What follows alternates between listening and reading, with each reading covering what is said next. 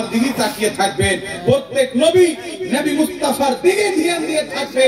নবী মুস্তাফার সুপারিশ নবীগণের ইচ্ছা হবে। জোরে বল সুবহানাল্লাহ।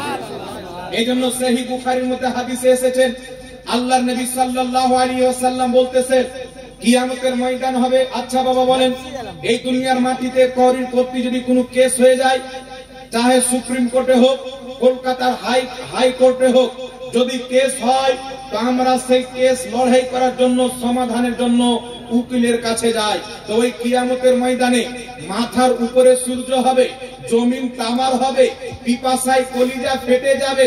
এমনি কঠিন সমাতে মুসলমানরা আলোচনা করবে, এই পৃথিবীর মানুষ আমরা তো পাপী তাপী, আল্লাহ এখন জব্বার হয়ে আছেন, কাহার হয়ে আছেন। আল্লাহ যখন জব্বারিয়াতের দরজা খুলে দেয়, পাহাড়কে হিলিয়ে দেয়, কাহারিয়াতের দরজা খুলে দেয়, জলজলা কায়েম করে দেয়, ভূকম্প কায়েম করে দেয়, দুনিয়াকে হিলিয়ে দেয়।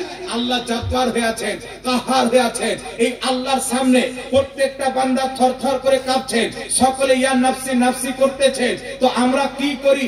আল্লাহ যদি আজকে কওরির কথা শুনে, তো আল্লাহর নিকটবর্তী বান্দা যে হবে তাদের কথা শুনবে। আল্লাহর বান্দাদের মধ্যে সবচাইতে নিকটবর্তী বান্দা নবীগণ।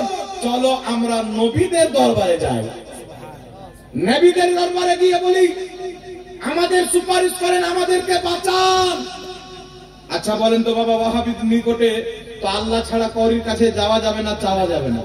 তো এই বেটারা কোন মুখ নিয়ে নবীর কাছে যাবে? আলা হযরত বলছেন আজকে আকীদা রাখছো নবী উপকার করতে পারে না, আর কিয়ামতে নবীর সুপারিশ চাইতে যাবে, কোনো লাভ হবে না। आज ले उनकी पन्हा, आज मदद मांग उनसे, कल ना मानेंगे कियामत को अगर मान गए। आज के नबीर सुपारिश के कबूल करो, आज नबीर वसीला के বৈধ মনে করো।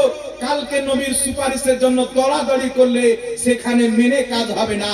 আর কিয়ামতে ইহুদি মেনে নিবে মুহাম্মদ আল্লাহর রাসূল, খ্রিস্টান মেনে নিবে, হিন্দু মেনে নিবে, জৈন মেনে নিবে, শিখ মেনে নিবে।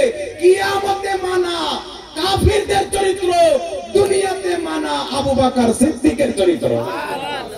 দুনিয়াতে মানলে ইমানদার হবেন, আর কিয়ামতে মানলে বেঈমান। কারণ প্রত্যেকটা ইহুদি কিয়ামতে জেনে যাবে যে মুহাম্মদ সাল্লাল্লাহু আলাইহি ওয়াসাল্লাম যেটা আল্লাহর পয়গাম নিয়ে এসেছিল সেটা সত্য ছিল। কথা বুঝতে পারছেন কি পারেন না বাবা? আপনারা বলেন তো কিয়ামতে সবাই জানবে কি জানবে না যে ইসলাম ধর্ম সত্য? এই সব মুসলমান কিয়ামতের মাঠে কি করবেন? এখন বর্তমানে আহলে সুন্নাত ওয়াল জামাত পীর মাশায়েখদের সম্মান করে, বেরেলির পীর সাহেব হোক, কেচোচার হোক, কাটরা শরীফের হোক, যেই জায়গার হোক, আপনাদের বাংলার মাটিতে সবচাইতে বেশি অনুদান যেগুলো পীর মাশায়েখের রয়েছেন, তার মধ্যে একজন পীর হচ্ছে তাজুল ওরফা সৈয়দি সরকার মাসরুল মিল্লাত রাহমাতুল্লাহ। বড় বড় মাদ্রাসা চালু করেছেন। এই নাগুলো পীরের হাজার হাজার ভক্ত বাঙালির মাটিতে আছে।